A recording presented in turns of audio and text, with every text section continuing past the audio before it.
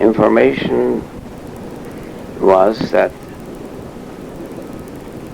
Sheva, Raja, Adusha, and Uncle Gil left Krakow because of the gathering restrictions for the Jewish population in Krakow, and because food became scarce. And they decided to take refuge in Wolbrom, which is north of Krakow. And the other reason was we had, through Antibella family, where Moshe Spiegler's sister was married to the local Jewish baker, Paluch, and because of being related, they felt, and so did we, that we will at least have bread. So we rerouted. Instead of going straight up to Krakow, we chose to hire again a horse and buggy and travel through the day to get to Wolbrom. And we got united, three sisters,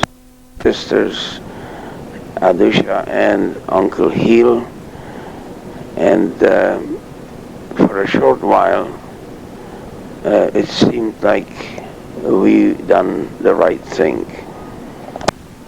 Through my cousin Ada, I've met a few young people, and we used to gather in one of the houses in the evening and had some games and some educational games, but after a while, maybe a month after us being united in Wolbrom, my mother thought that more should be done, and she organized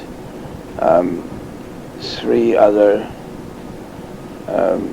families that wanted to contribute to the education of their teenagers, and she got what used to be a professor in the Hebrew University in Krakow, who was also in Wolbrom and had no income and was looking how to better himself. He undertook to teach the four of us, and as learning or teaching was forbidden by the Germans for Jewish youth,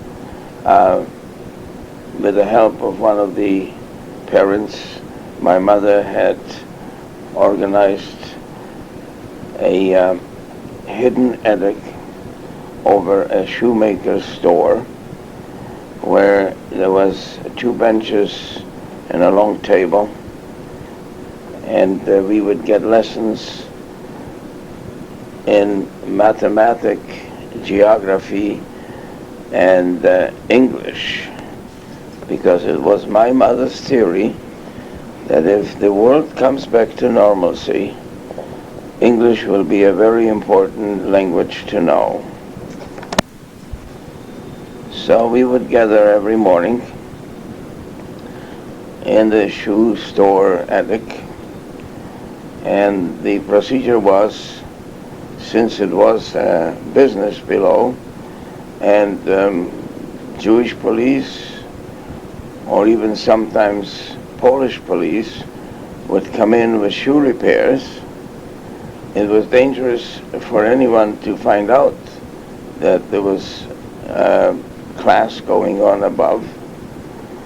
The approaching customer, if it was to warn us, the shoemaker would take the hammer and hit it on the steel awl and give us a signal by hitting it a few times that we should keep totally quiet. And each time he did that, we would go into a silence mode.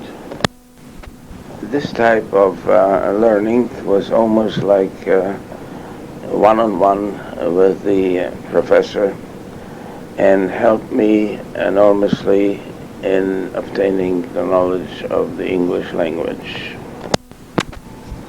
In the summer of 1942, the Germans ordered all Jews to assemble on the next morning at the railroad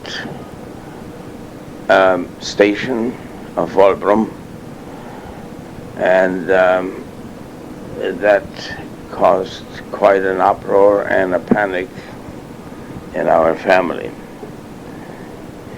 It was decided that while we thought that there was a selection for men to work, it was unclear why everybody was to assemble there.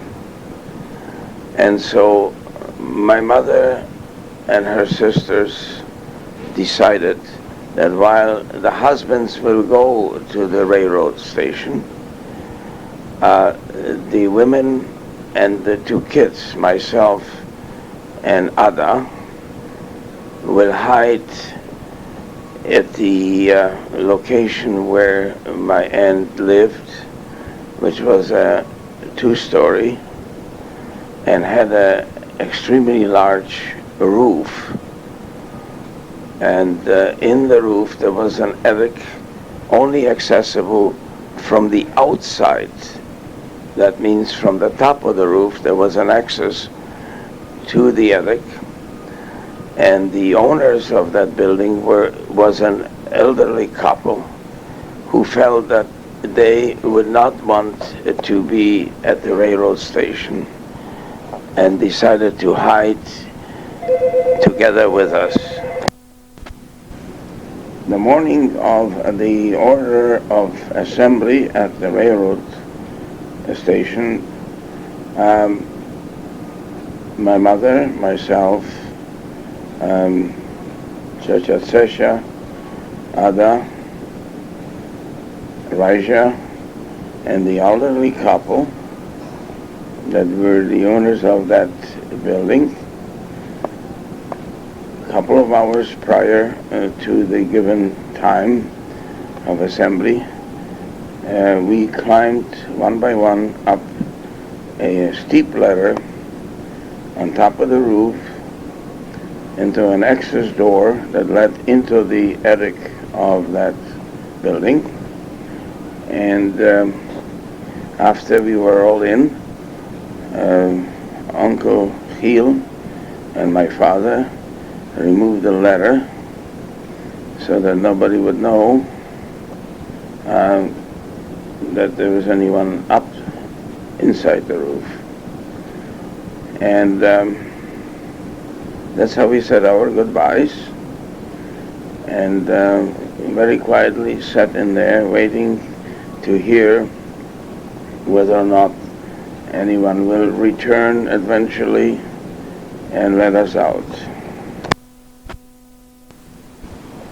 Around noontime, we heard some noises in the courtyard of the building, and then we heard someone screaming up the name of Gaia, and my mother's name, Ethel. Open the hatch. This is Police Chief Geller. Now, at this point, I want to explain who Geller was. He originally came from Wolbrom. However, all his life, he lived in Chorzów.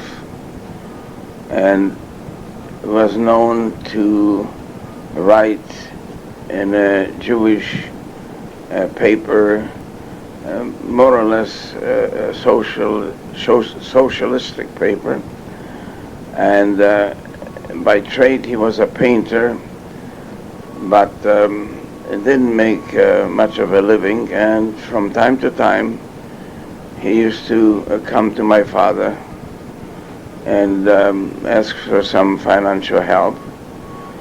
And moreover, he felt obligated to my father and mother, and therefore he undertook the step to get us out and bring us to the railroad station, because according to his information at the time was that no one will ever stay in Wolbrom, and anyone caught in Wolbrom of the Jewish population will be shot on sight. And when he noticed at the railroad station my father, he went over and said, "How are you?" And as a police chief, of the Jewish police, he was entitled to walk around and maintain order, more or less. And when he was told by my father that we were in hiding, he said, "Maya, I am bringing your wife and the family down to the station because there is a great danger that they may be caught and shot, and there's no one going to be in the Jewish population left in Wolbrom, therefore it is safer they come down here, and I'm going to bring them myself." So he arranged with one of the SS who were guarding the population down at the railroad station, and that officer gave him a SS soldier to accompany him, this Geller, the police chief Geller, to go up a kilometer and a half or maybe 2 kilometers to the city of Wolbrom and bring out the people that are hidden, with the condition that they are going to be safe brought to the railroad station. So he was in the courtyard hollering up to us, "You're safe, it's Geller, open, Mayor send me to pick you up." Well, for a minute or two we were hesitating, but there was no choice. We knew who he was, and he screamed that Mayor send him, meaning my father sent him. We opened the hatch, and somehow he and that soldier put up the ladder against the roof, and we climbed out from hiding down into the courtyard. After a few minutes, we were told that to walk in twos, 2 people in one row, and the police chief Geller was leading us at the front, and the SS soldier was walking at the back of that little group. And we walked for maybe a kilometer, and finally the older folks couldn't keep up. They stayed more back and more back, and the Germans started shouting, "Los, los, los," but of no avail. At one point the older lady tripped, and she got up again and started walking, and I kept looking back to see what's going on. My mother says to me, don't turn around, just walk straight. And within a few minutes later, we heard a couple of shots, and we found out that they were shot on the way to the railroad station because they couldn't keep up. They were older people, and they couldn't walk as fast as the German wanted us to walk. So we finally got to the railroad station, and actually we were happy to reunite with the uncle Phil and my father. But that didn't last very long.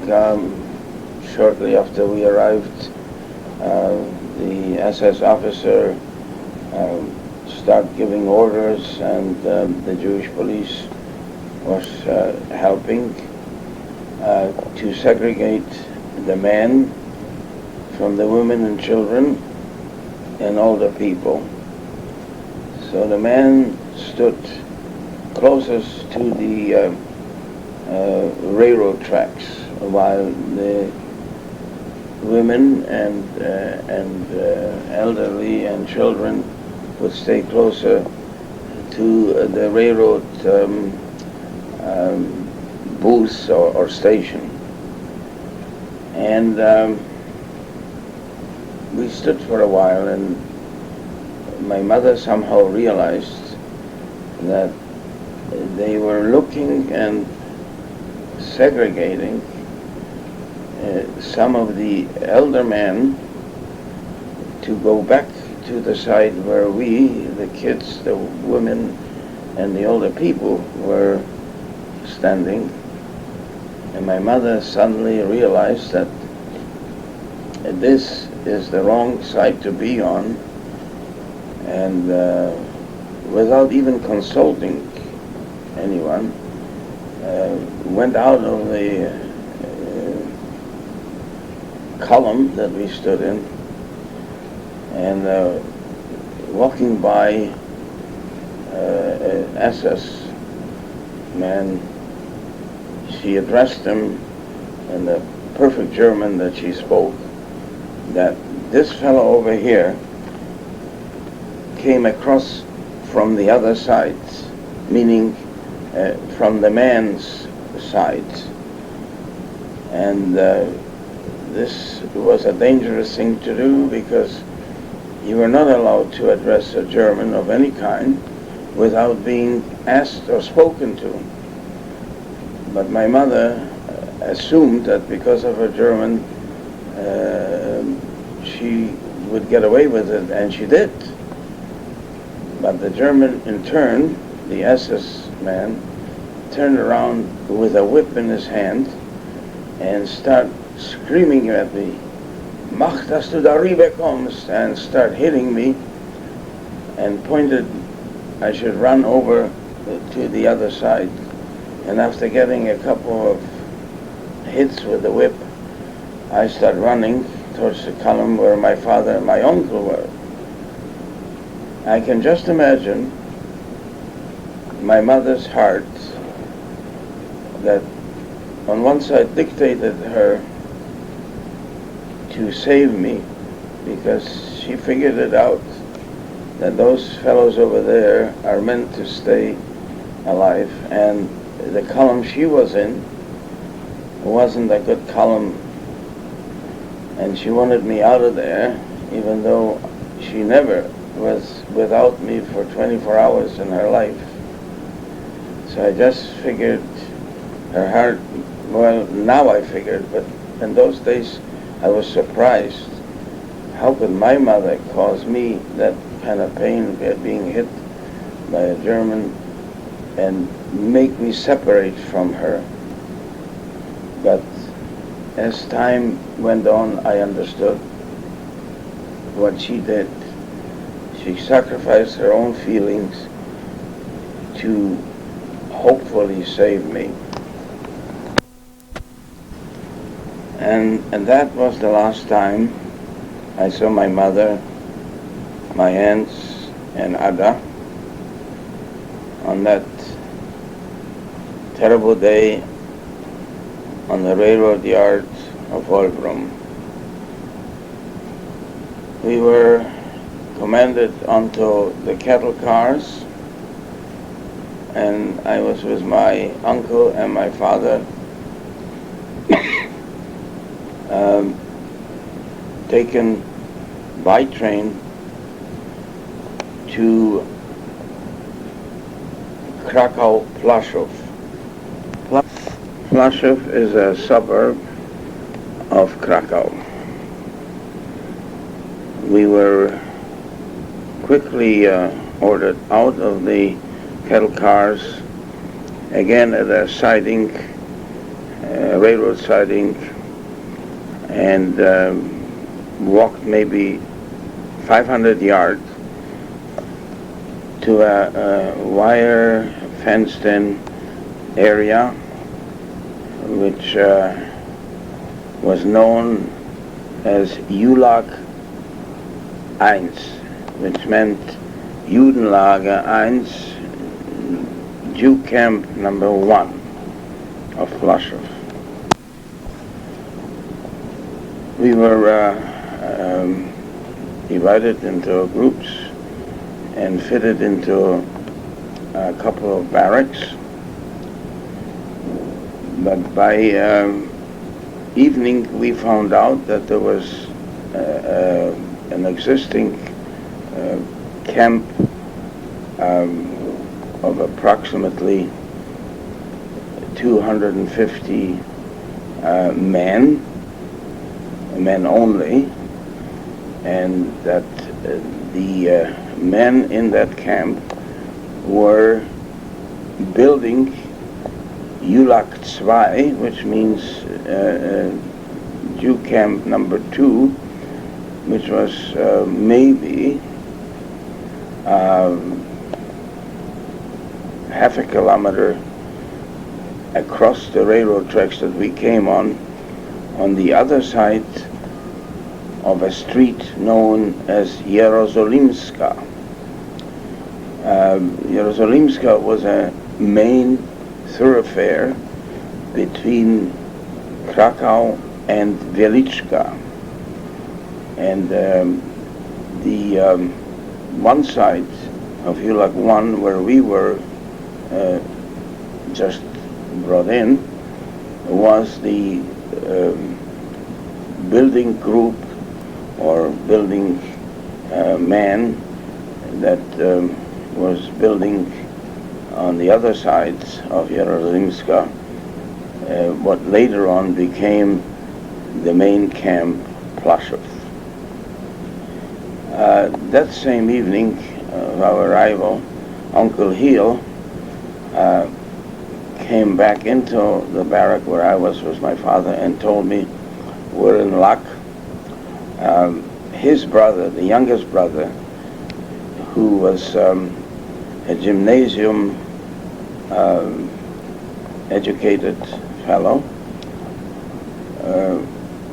was one of the big wheels in that camp. He was the scribe who kept the lists of all people who were in there, and also was in charge of the list who was working at what project on Julag II, and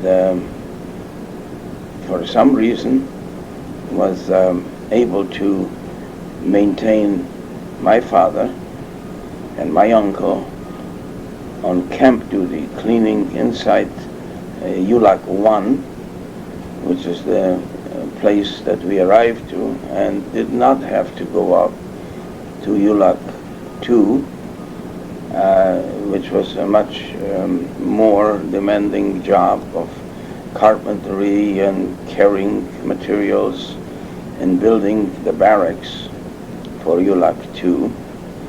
And so for the next day or two we were kept together. But with me there was a problem. I was probably the youngest one in the group, and sooner or later I would have to be given some sort of a function. And Benny Brichand, who was the youngest brother of my uncle Giel, had a splendid idea, which probably was one of the reasons I'm still around to tell it. He knew that I'm fluent in German, and his boss, and the boss of Julag I, was Oberscharführer Miller, who preferred speaking to people that spoke German and not Yiddish, and was communicating with the scribe only when necessary, because although he knew some German, Benny wasn't fluent in German and figured I was the thing that Miller would have preferred. So a day or two later, after he told me about this idea and told me to try and be dressed, because we were wearing our own clothes, what was left of it, and to keep clean and kept washed up, because he will introduce me to Miller. And one afternoon he did. And Miller was sort of taken by surprise. A Jewish boy speaks a fluent German, and he was inquiring if I came from Germany, and I told him no, I came from Silesia. And so he figured that I was useful enough and told me, you stay in camp and tend to clean his, he had a separate small barrack, and keep it clean and remove every day all the debris that may be accumulated around the barracks. Also, I should look after some of the needs of the Ukrainian guards who were commanded by Oberwachtmeister Janitz, also a Ukrainian, who spoke a few words German, but always was very jealous of me, who spoke much better and more often was Oberscharführer Miller than he did. And at this stage of the game, I was free to walk around in the camp, and was able to get the odd bit of food from the kitchen, which I sometimes saved for my father and my uncle. That went on for about a month or 6 weeks, during which time I found out what kind of animal Janitz, the Ukrainian guard chief, Oberwachtmeister Janitz, used to take pleasure when someone got shot because they got too close to the fence. And I really suspect there was no one going close to the fence, but at night when somebody went to the latrine, that was the barrack, which was just a pit with some boards to sit on instead of a washroom. And when somebody at night was walking by himself, the Ukrainian guards would from time to time do some target shooting by shooting one of our people who was walking from the latrine to the barrack, or from the barrack to the latrine. And it wasn't necessary to have an excuse, but it was told to us the guy was trying to get to the fence, and that probably was part of the scheme to scare us from thinking of an escape. But Janitz in particular was a vicious dog. I remember once cleaning his boots, which I did for most of them that left the boots outside the barracks. I was told to clean them, and that was part of my job. But his boots, I'll never forget. They were all bloody and scuffed, actually, because I found out that he took pleasure in kicking in the skull of a shot person. And after cleaning those boots, I realized how valuable any one of our lives was. With mad dogs like Janitz and some of the other Wache, which means the guards, the Ukrainian guards, there was only one SS, which was Oberscharführer Miller, and with whom I had a reasonable rapport, although I was just ein Dienstbube, which meant a houseboy. He treated me relatively good. He spoke to me and would answer if I had a question. One day, Miller indicated to me while I was interpreting to him some requests that Miller has indicated to me that the operation is coming to a close, that Julag II, on the other side of Jeruzalemska, was at a stage where they could receive inmates, and eventually Julag I, which we were in, was going to be liquidated. At that point, I have asked if it was possible to obtain a permit with which we could retrieve some of our clothes, because I explained we are having no underwear, and even the street clothes were getting torn, on which Miller replied, yes, remind me tomorrow and I'll get you a pass that will allow you to get some of your clothes. And the next morning I approached him, and he knew what I wanted. And as he was sitting down to handwrite what later became a handwritten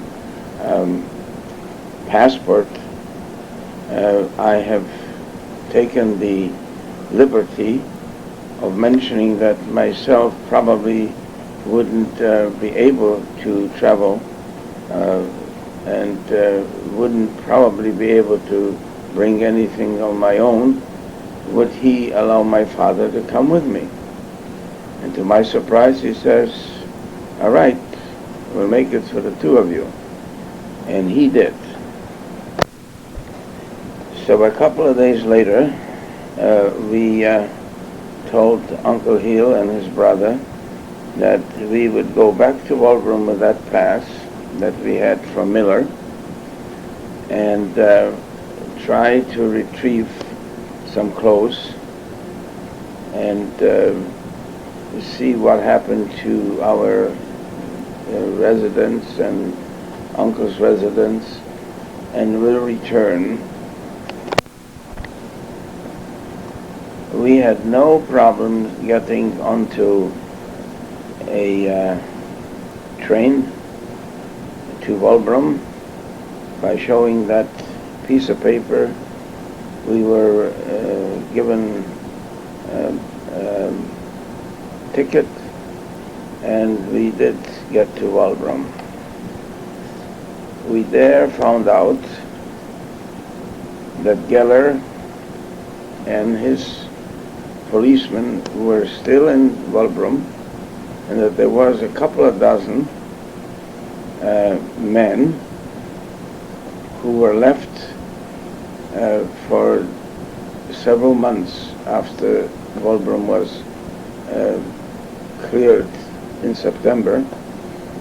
They were allowed to stay and empty all the Jewish residences and sort out clothing and whatever there was into several of the big barns that were on the railroad station.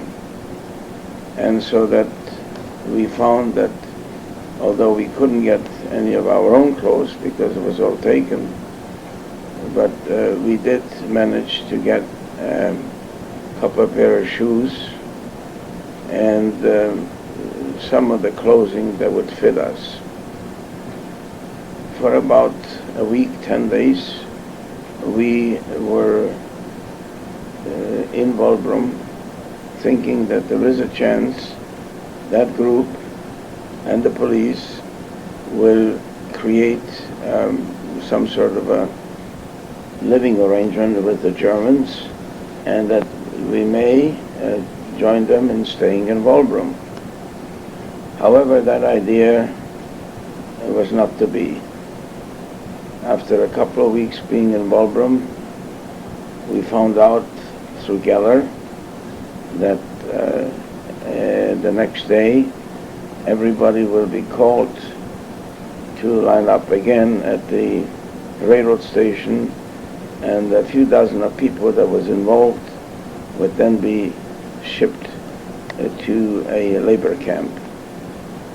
That didn't work out for us because we had a passport and we could get back to Krakow. So why would we want to be shipped by train to some unknown place? So we told Geller we have a passport and we will continue our own to get back to Krakow.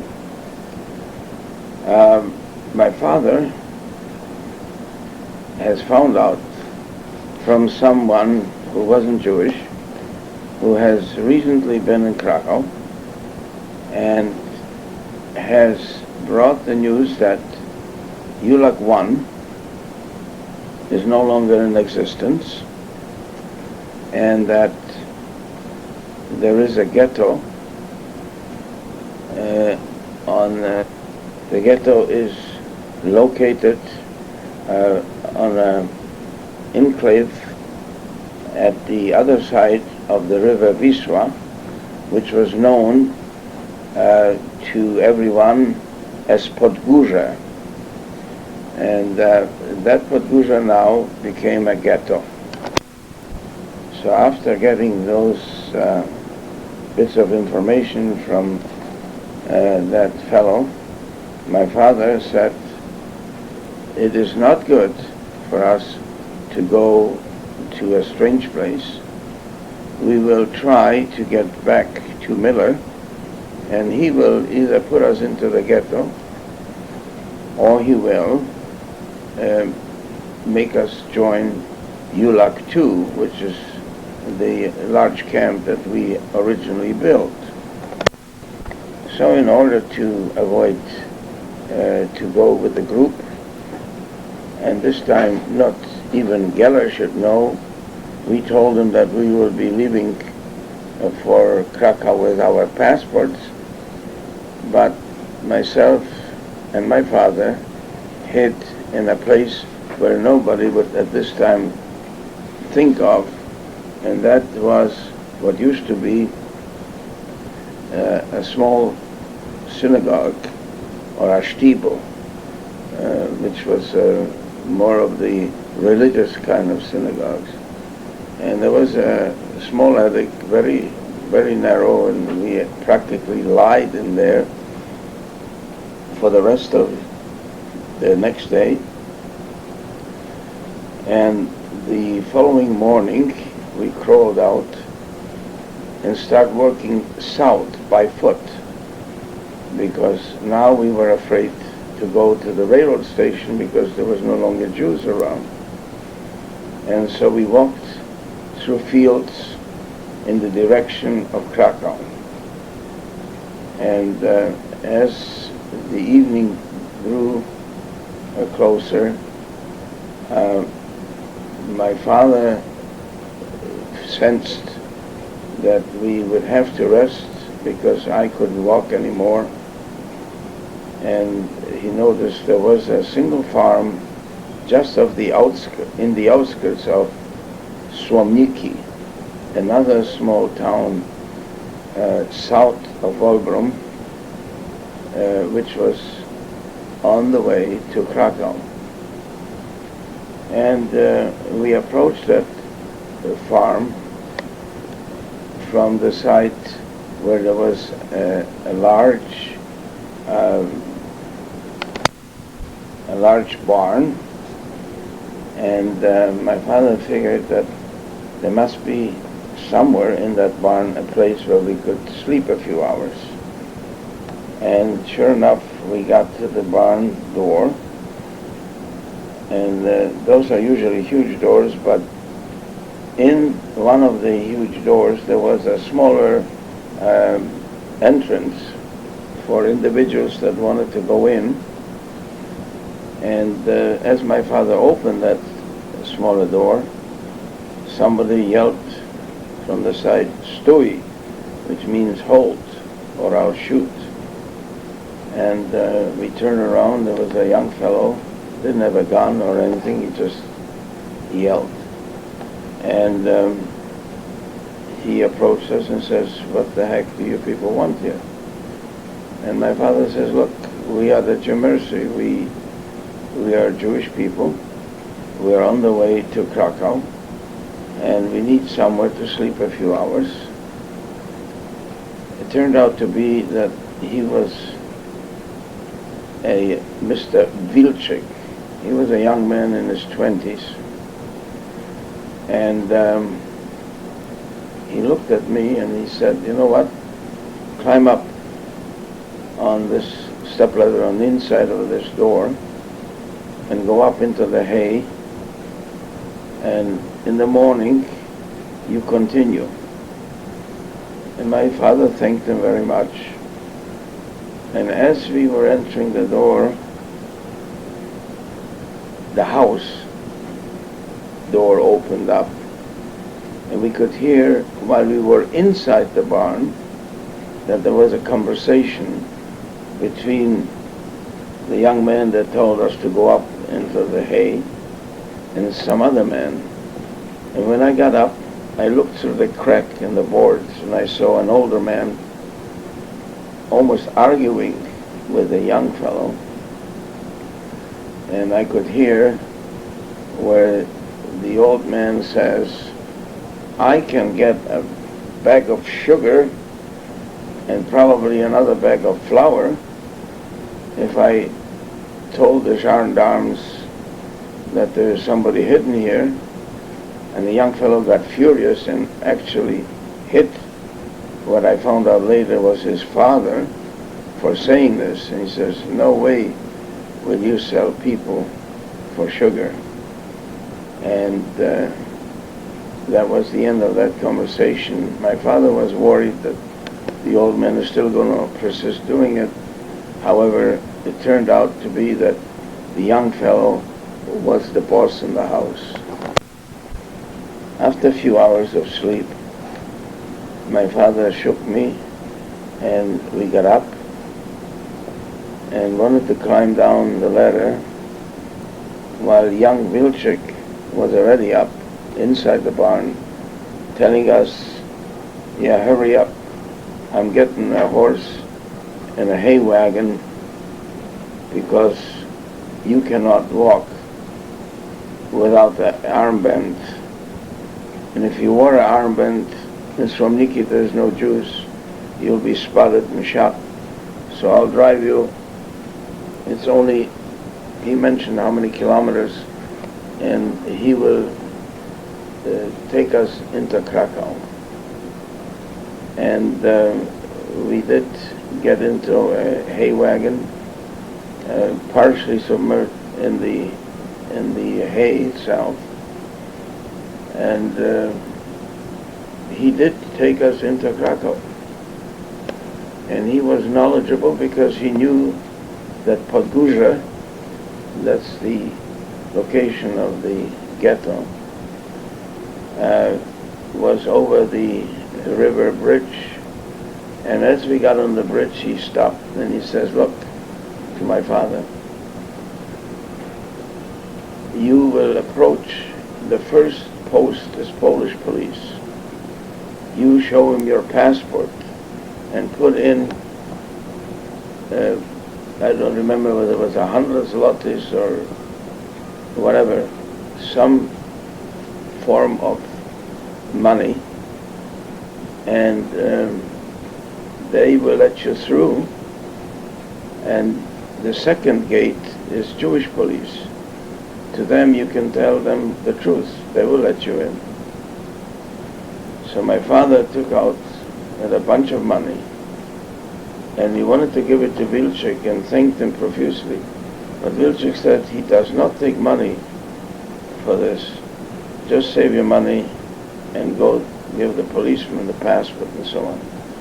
And he continued on the bridge over the river Wisła, and we jumped off his wagon, and he stood and watched what would happen.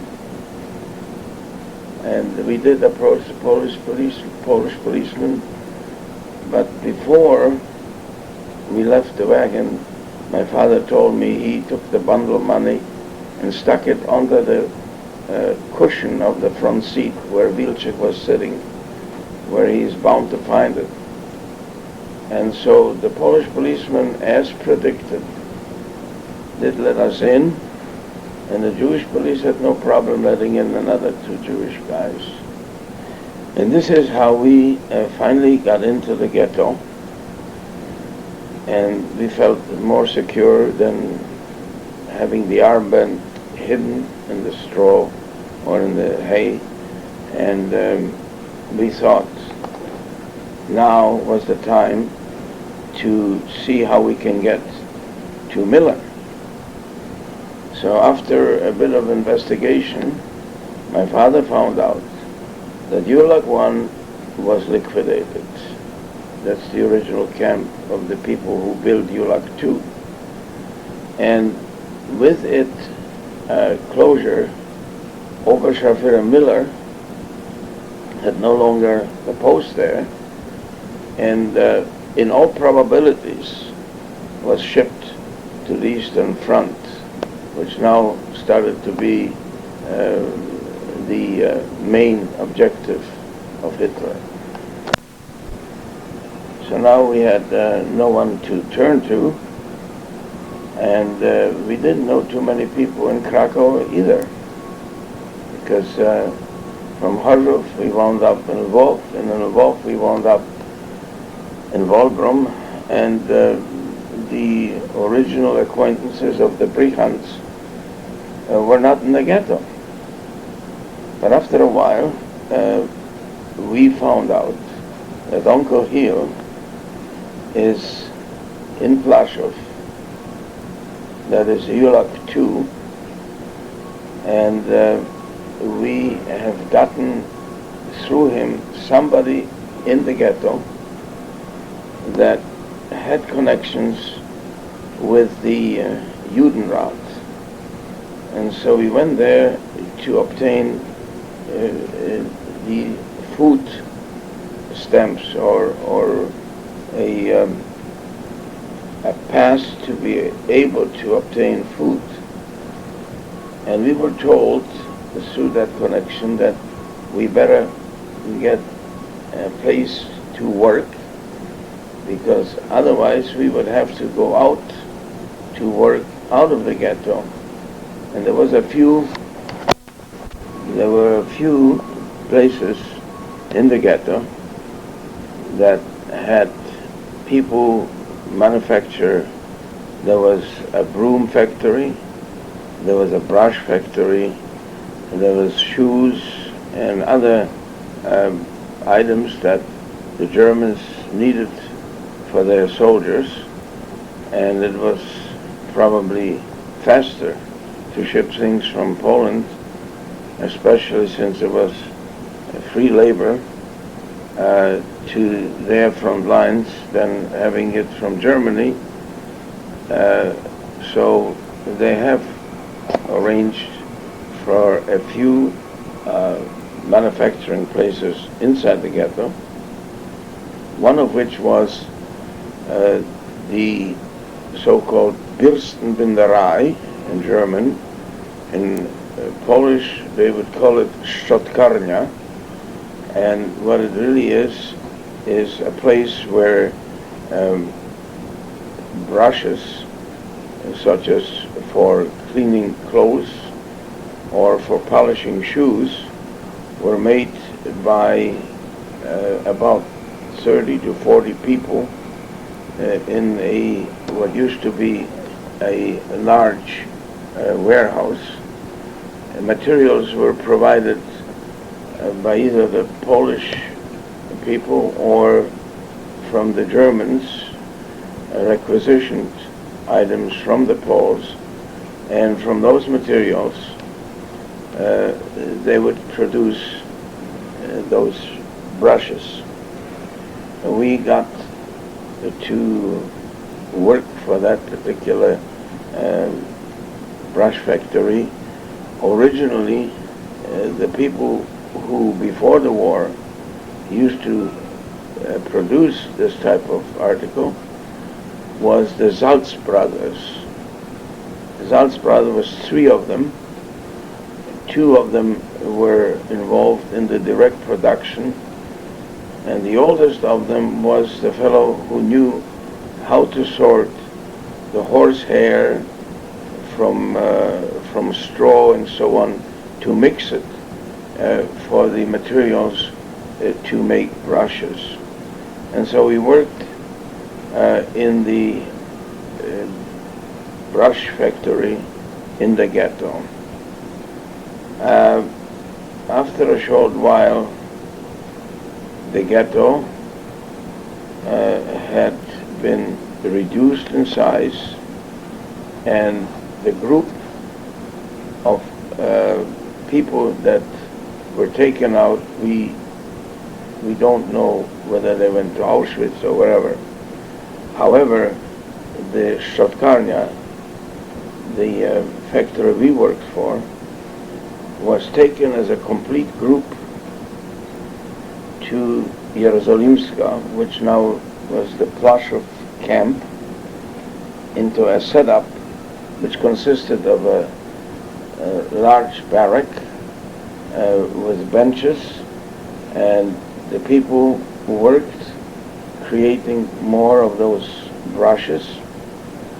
And in the meantime, I myself learned a trade from one of the Zaltz brothers, which was drilling holes into wooden boards in a certain manner, so that the people on the benches would string in the materials and create brushes from it. So that particular type of work was, in English it would sound like a driller, but in German it was a borer. And there was only 5 of us that created the boards for about 40 people who were stringing in the material into those boards. My father was one of the people that was on the bench making the brushes, and I was one of the borers. That gave us certain advantages. We used to go from the living quarters to the manufacturing quarters through a gate. We were counted each time, and it was reasonably good, because we would get food before we left, and then when we would return to our living barracks or sleeping barracks, we would get soup and a piece of bread, which in those days was considered a reasonable amount of food. That went on for a while, I would imagine maybe a month. Each morning, the total camp in Plaszow had to be counted. We were counted twice, going to work and coming back from the work camp to the living camp. But the total camp was counted every morning, and in rows of 5, each barrack was separately counted on one general assembly point called the Appellplatz. And on the Appellplatz, one morning, showed up a man I heard about but never seen him before. His name was Obersturmbannführer Amon Goeth, a big man, and had a dog with him. Just walked by like there was no one there. And the next morning, or the morning after that, he came out again, but this time, to my surprise, Oberscharführer Miller was with him. And so I figured, wow, I have an in now. But they walked by at a distance and I wasn't able to say anything. It just so happens that the policeman that was in charge of taking us back and forth to working quarters and then back to living quarters knew the Brichans from Krakow. And I intimated to him that Miller would have really liked to know that I'm here, because he hasn't heard from me after he gave me the passport. So a day or two later, I get called from the police chief, Hilovich. Somebody came to the barrack and asked for me, and I went over to the police station, and Hilovich says to me, he happened to talk to Miller about something else, and he mentioned that someone is here that he previously worked for you. And so Miller said that he'll be at the police station at the afternoon shift. Would he see to it that that person shows up? I don't really know whether Miller at the time knew what Hilovich was talking about, because his German was really Yiddish and he didn't enjoy that. However, that afternoon I have been back from the work assignments at the factory, and I rushed over to the police station, and to my surprise there was no one there. So I stuck around, and maybe an hour later I heard a dog barking, and sure enough, from the villa, Amon Goeth and Miller was coming towards the camp. There was a gate, and naturally they didn't have to worry about getting through the gate. The Jewish policeman opened the gate, and they walked in, and they walked straight to the office of the police where I was. And now I was really afraid what's going to happen, because on one hand, Miller obviously wanted to find out who it is, and on the other hand, Miller would ask me, where the heck have you been? You were supposed to pick up clothes and come back, but for weeks you didn't show up. So I was worried. But a few minutes later, Goeth sort of stood outside, and Miller opened the door to the police office and saw me. Says, "Oh, it's you." I said, Jawohl, yes, it's me. And I was trying to explain that we were held up by the local. He says, forget it. Come, I want to introduce you to your new boss. And he made me come out. And I stood at attention, and he was introducing me that I was his houseboy, and I was reasonably good at my job. And if he needed me, that's who he should choose. And Ghetto turned around, looked at me, and says, well, come in the morning. And so I was numb for a minute, and then I remembered I have a job. So I stood up like a soldier and German, reported that I am part of a team of borers in the Bürstenbinderei, and I need to have a permission to leave the job. And he sort of smiled and he says, I'll take care of it. And sure enough, that night, Hilevich came running to the camp and to my barrack and said, tomorrow morning you don't need to go to work, don't worry. You will go to the villa and there is instructions for you to pick up an armband that will be sewn up by the women's. There was a tailoring division in the workplace, and I will get it for you and bring it to you. The armband, you will wear that and you can go in and out the gate to the villa without being questioned.